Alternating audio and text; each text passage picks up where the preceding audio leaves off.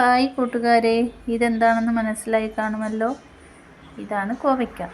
ഇതുകൊണ്ട് നമുക്ക് അടിപൊളിയൊരു അവിയൽ റെഡിയാക്കിയാലോ.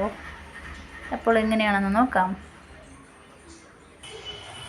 ഇതൊന്ന് അരിഞ്ഞെടുക്കാം.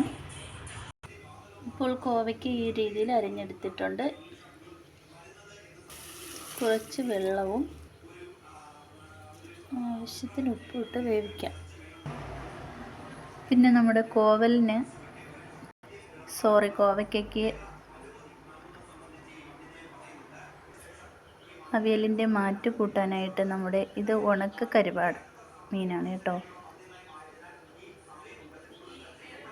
മത്തിയാണ്. ഇതൊന്ന് ഫ്രൈ ചെയ്തെടുക്കണം. ഈ രീതിയിൽ മുറിച്ചെടുത്തിട്ട് വേണം നമ്മൾ ഫ്രൈ ചെയ്യാനായിട്ട്. ഞാൻ മുളക് പൊടിയും മഞ്ഞൾപ്പൊടി ഇട്ടിട്ടുണ്ട്.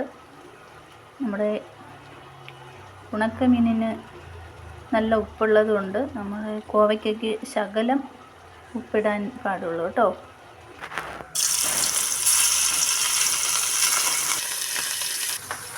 അപ്പോൾ അവിയലിന് ആവശ്യമായ തേങ്ങയും മഞ്ഞൾപ്പൊടിയും കാന്താരിയും വെളുത്തുള്ളിയും അരച്ചിട്ട് വരാം. ജീരകം എടുക്കുന്നില്ല കേട്ടോ, ഉണക്കമീൻ ആയതുകൊണ്ട്.